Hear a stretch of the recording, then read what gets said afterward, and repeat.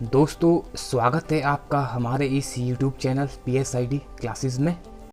दोस्तों, various teaching exams को ध्यान में रखते हुए आज से हम complete child development and pedagogies syllabus करके एक नई सीरीज़ शुरू करने वाले हैं। इस सीरीज़ में आपको कंप्लीट CDP टॉपिक वाइज करवाया जाएगा। हमें उम्मीद है कि यह सीरीज़ आपके लिए लाभदायक सिद्ध होगी।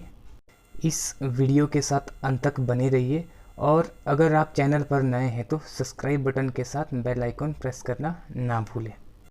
अगर आपकी तरफ से हमारे लिए कोई सुझाव है तो कमेंट सेक्शन में आप हमें लिख सकते हैं। शुरू करते हैं आज का लेक्चर। आज का हमारा टॉपिक है साइकोलॉजी एंड मिसलिनियस फैक्ट्स, मनोविज्ञान और विविध तथ्य। इसमें सबसे पहले हम बात करेंगे meaning and definition of psychology, मनोविज्ञान का अर्थ एवं परिभाषा। In the early stages it was considered as branch of philosophy. शुरुआती दौर में मनोविज्ञान को दर्शन शास्त्र की एक शाखा माना गया। क्या माना गया? दर्शन शास्त्र की एक शाखा माना गया। In the 16th century it was considered as the knowledge of soul. 16वीं शताब्दी में इसे आत्मा का ज्ञान के रूप में प्रस्तुत किया गया। पहले माना गया दर्शन शास्त्र की एक शाखा और 16वीं शताब्दी में इसे आत्मा का ज्ञान के रूप में प्रस्तुत किया गया। Aristotle propounded psychology as knowledge of the soul. अरस्तु ने मनोविज्ञान को आत्मा का ज्ञान कहा। क्या कहा? अरस्तु ने मनोविज्ञान को आत्मा के ज्ञान के रूप में प्रतिपादित किया। नेक्स्ट देखते हैं। अरस्तु या Aristotle was a Greek philosopher during the classical period in ancient Greece and born on 385 BC before Christ. प्राचीन ग्रीस में शास्त्रीय काल के दौरान अरस्तु एक यूनानी दार्शनिक था और उसका जन्म 385 ईस्वी पूर्व हुआ था। और Aristotle was the disciple of Plato. अरस्तु प्लेटो के शिष्य से। किसके थे? प्लेटो के शिष्य थे। नेक्स्ट देखते हैं। The term psychology consists of two Greek words, psyche and logos. Psyche means soul and logos means science और इथोलॉजी। साइकोलॉजी शब्द दो ग्रीक भाषा के शब्दों जैसे कि साइकी और लोगस से मिलकर बना हुआ है, जिसमें साइकी का अर्थ है आत्मा और लोगस का अर्थ है विज्ञान या शास्त्र। Some psychologist considered psychology as science of consciousness. For example William Wundt, William Jones, James सेली।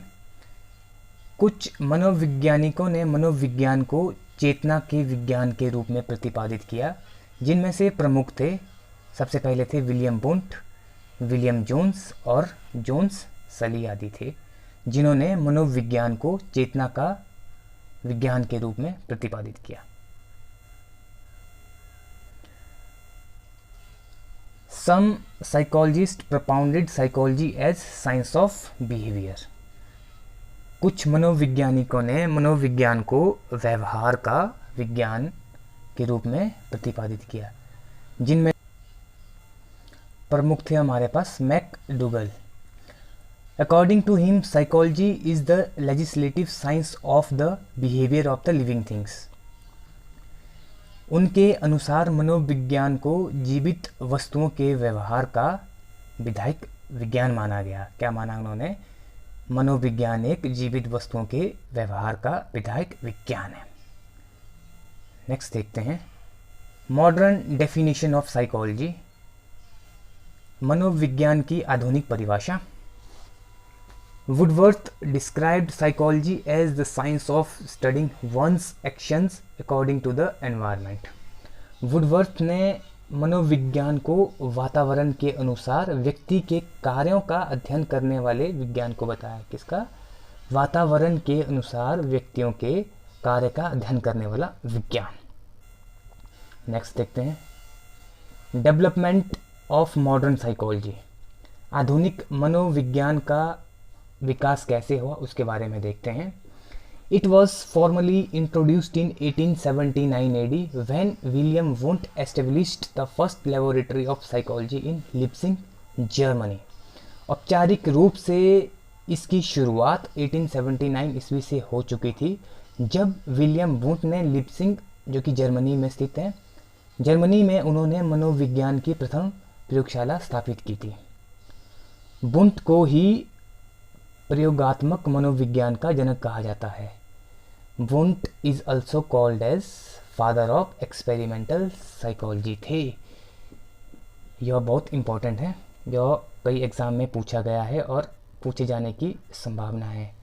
तो हमने क्या पढ़ा? एक्सपेरिमेंटल साइकोलॉजी के पापा थे हमारे पास विलियम वुंट। नेक्स्ट देखते हैं। The functionalism approach for psychology was developed by William James after establishing a laboratory in Cambridge, Massachusetts to study the human mind.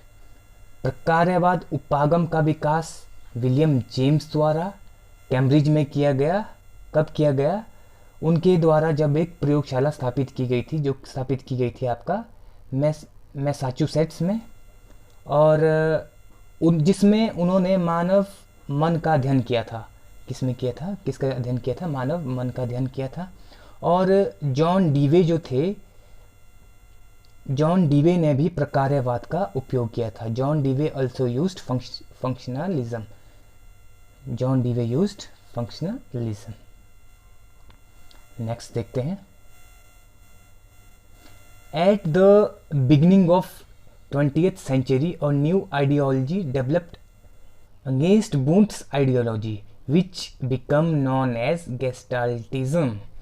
20वीं शताब्दी की शुरुआत में वुंट की विचारधारा के विरुद्ध एक नई विचारधारा का विकास हुआ, जिसे गेस्टाल्टवाद के नाम से जाना गया। किस नाम से जाना गया?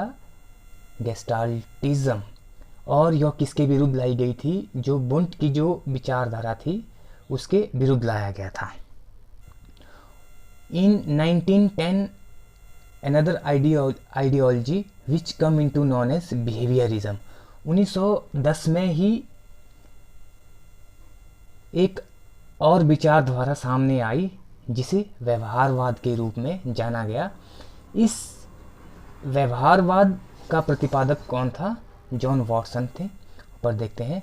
This was propounded by John Watson. यह जॉन वॉटसन द्वारा प्रतिपादित की गई थी। B F Skinner was also well known behaviourist psychologist. B F Skinner भी एक प्रसिद्ध व्यवहारवादी मनोवैज्ञानिक थे। नेक्स्ट देखते हैं। Psychoanalysis was exponent of Sigmund Freud. According to him, human behavior is a dynamic display of conscious desires and duality. मनोविश्लेषण के प्रतिपादक Sigmund Freud थे। कौन थे? सिगमंड फ्राइड थे। और उनके अनुसार मानव व्यवहार चेतन इच्छाओं एवं द्वंद्वों का गतिशील प्रदर्शन है। क्या है? मानव व्यवहार चेतन इच्छाओं एवं द्वंद्वों का गतिशील प्रदर्शन है। वीडियो के साथ अंत तक बने रहने के लिए आपका धन्यवाद। इस लेक्चर की पीडीएफ के लिए आप हमारा Telegram channel BSID classes subscribe कर सकते हैं, या फिर डिस्क्रिप्शन में आपको हमारे व्हाट्सएप ग्रुप CDP का लिंक दे रखा है, वहाँ से भी आप इसे पा सकते हैं। Thank you.